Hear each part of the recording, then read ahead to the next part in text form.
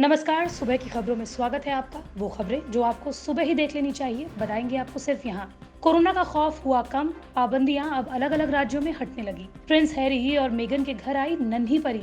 पति से लंबे समय से अलग रह रही नुसरत जहां प्रेग्नेंट हैं। कोविशील्ड ने कर दिया कमाल और क्रिकेट रॉबिन्सन को ट्वीट पड़ा भारी, हुआ निलंबन। देश में कोरोना महामारी की दूसरी लहर का कहर थमता नजर आ रहा है। ऐसे में राज्य सरकारों ने कोरोना कर्फ्यू या फिर लॉकडाउन में ढील देनी शुरू कर दी है। हालांकि कुछ राज्य ऐसे हैं जहां कोरोना केसों में कमी तो आई, लेकिन खतरा बरकरार है। ऐसे में यहां लॉकडाउन को लेकर मंथन जारी है। चलिए आपको बताते हैं कि कहां-कहां लॉकडाउन में ढील दी गई है और कहां-कहां पाबंदियां जारी रहेंगी। देश की राजधानी दिल्ली में अब रियायतों का दौर शुरू हो गया है। दिल्ली के सीएम अरविंद केजरीवाल की तरफ से 14 जून तक लॉकडाउन बढ़ाया तो गया है, लेकिन इस बार कई छूट मिली है। फिलहाल दिल्ली में 7 जून से पाबंदियों में ढील के साथ लॉकडाउन लागू रहेगा। यूपी के 4 जिलों को छोड़कर पूरा प्रदेश कोरोना कर्फ्यू मुक्त हो गया है। दिल्ली से सटे यूपी में गौतम बुद्ध नगर जिले में भी कोरोना कर्फ्यू हटा लिया गया है। नोएडा में 7 जून से सभी दुकानें, बाजार कोरोना नियमों का पालन करते हुए खुल सकेंगे। सरकारी कार्यालयों में भी 50% स्टाफ उपस्थित रह सकेगा। महाराष्ट्र के जिन शहरों में पॉजिटिविटी रेट 5% से कम और ऑक्सीजन बेड 25% से कम ऑक्यूपाइड है, वो पूरी तरीके से अनलॉक किए जाएंगे। महाराष्ट्र अनलॉक 5 लेवल में होगा। इससे पहले महाराष्ट्र में 15 जून तक लॉकडाउन जारी रखने का फैसला लिया गया था। हिमाचल सरकार ने निर्णय किया है कि लगाए गए सभी प्रतिबंध 14 जून सुबह 6 बजे तक जारी रहेंगे। वहीं राजस्थान में मुख्यमंत्री निवास पर मंत्रिपरिषद की बैठक में जिसमें लॉकडाउन में छूट देने की सहमति बनी। राज्य में 8 जून तक मॉडिफाइड लॉकडाउन रहेगा। पंजाब में 10 जून तक लॉकडाउन बढ़ाया गया है। बिहार में 8 जून तक लॉकडाउन बढ़ाया गया है। झारखंड में भी 10 जून तक लॉकडाउन बढ़ाया गया है। ओडिशा में 17 जून तक लॉकडाउन की पाबंदियां जारी रहेंगी।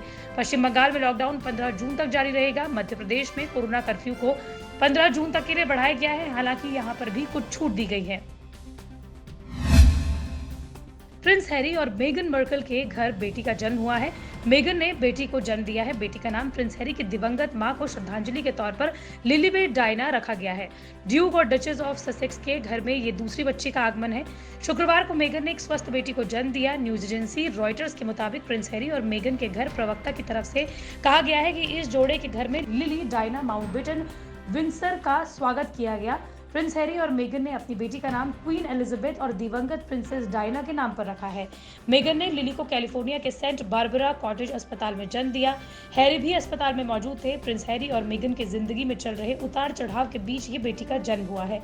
हाल ही में इस जोड़े ने शाही परिवार से अलग होने का फैसला लिया था। प्रिंस हैरी और मेगन आत्मनिर्भर जीवन जीने के लिए हाल ही में अमेरिका चले गए थे। तृणमूल कांग्रेस की सांसद और बांग्ला एक्ट्रेस नुसरत जहां हमेशा चर्चा में बनी रहती हैं।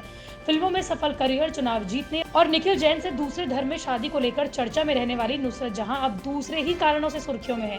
दरअसल कुछ मीडिया रिपोर्ट्स में दावा किया गया है कि नुसरत जहां 6 महीने से प्रेग्नेंट हैं और उनके पति निखिल जैन को इस प्रेगनेंसी के बारे में कोई जानकारी नहीं है। यहाँ तक कि दावा किया जा रहा है कि नुसरत और निखिल की शादी भी टूटने की कगार पर आ गई है।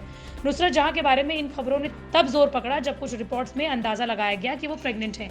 हालांकि नुसरत या उनकी टीम ने इस खबर को अभी कंफर्म नहीं किया है, मगर सोशल मीडिया पर इसके बारे में खूब चर्चा की जा रही है। बांग्ला न्यूज रिपोर्ट्स में ये भी कहा गया है कि नुसरत जहां के पति निखिल जैन को इस बारे में कोई जानकारी नहीं है। बांग्ला चैनल की रिपोर्ट के मुताबिक निखिल जैन ने कहा है कि उनकी शादी टूटने की कगार पर है और नुसरत जहां के साथ पिछले 6 महीने से नहीं रह रहे हैं। पिछले काफी दिनों से चर्चाएं की जा रही है कि नुसरत जहां बांग्ला एक्टर और बीजेपी के नेता यश दास गुप्ता के साथ रिलेशनशिप में है। दोनों कई मौकों पर साथ दिखे जा रहे हैं और इस साल का न्यू ईयर भी दोनों ने साथ राजस्थान में मनाया। हालांकि इस मुद्दे पर नुसरत के अलावा निखिल या यश दास गुप्ता की तरफ से कोई स्टेटमेंट नहीं आया है। बता दें कि नुसरत जहां ने अपने बॉयफ्रेंड रहे बिजनेसमैन निखिल जैन से 19 जून 2019 में शादी की थी।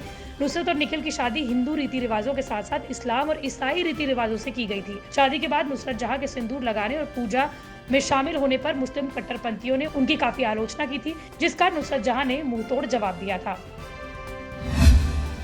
फंगस और टीके को लेकर देश में पहली बार 2 अलग-अलग अध्ययन सामने आए हैं। इनमें से 12 राज्यों के 19 अस्पतालों में हुए अध्ययन में खुलासा हुआ है कि जहां कोविशील्ड टीका लेने वालों में कोवैक्सीन लेने वालों की तुलना में एंटीबॉडी का स्तर अधिक मिला। पश्चिम बंगाल, राजस्थान, गुजरात और झारखंड के 6 अस्पतालों और स्वतंत्र विशेषज्ञों ने मिलकर यह अध्ययन पूरा किया, जिसके मुताबिक कोवैक्सीन और कोविशील्ड दोनों ही वैक्सीन असरदार है, लेकिन कोविशील्ड जिन्हें दी गई उन्हें कोवैक्सीन से ज्यादा एंटीबॉडी मिली। अध्ययन में 515 स्वास्थ्य कर्मचारियों को शामिल किया गया। 90 को कोवैक्सीन वैक्सीन की 2 खुराकें दी गई और दोनों ही समूह में 95% तक कर्मचारियों में एंटीबॉडीज विकसित हुई, लेकिन कोविशील्ड लेने वालों में ये दर 98% और कोवैक्सीन वाले समूह में 80% एंटीबॉडी रही। इंग्लैंड और न्यूजीलैंड के बीच चल रही टेस्ट सीरीज में इंग्लैंड की तरफ से टेस्ट क्रिकेट में पदार्पण करने वाले 27 साल के तेज गेंदबाज ओली रॉबिन्सन को अब अपने ट्वीट को लेकर जांच से गुजरना होगा। इंग्लैंड और ईसीबी ने कहा है कि ओली रॉबिन्सन के द्वारा 2012 और 2013 में किए गए ट्वीट की जांच की जाएगी और उसके परिणाम आने तक उन्हें अंतर्राष्ट्रीय क्रिकेट से निलंबित कर दिया जाएगा। दरअसल ओली रॉबिन्सन ने 2012 से 2014 तक लिंग भेद और नस्लवाद से जुड़े कई ट्वीट किए थे। हालांकि उन्होंने इस पर माफी मांग ली है, लेकिन सोशल मीडिया पर इस मामले ने तूल पकड़ा और रॉबिन्सन को टीम में शामिल किए जाने के बाद सोशल मीडिया पर ट्वीट चर्चा का विषय बन गई। हालांकि रॉबिन्सन ने ट्वीट करते हुए कहा कि मुझे अपने कृत्यों पर बेहद खेद है और मैं इस टिप्पणी करने पर शर्मसार हूं। उन्होंने पहले अपने आधिकारिक प्रसारक और फिर दूसरे मीडिया के लिए ये बयान पढ़ा। इस तेज गेंदबाज ने कहा कि मैं तब विचार शून्य और गैर जिम्मेदार था और तब मेरी मनोदशा जैसी भी रही हो, मेरा काम माफी योग्य नहीं था।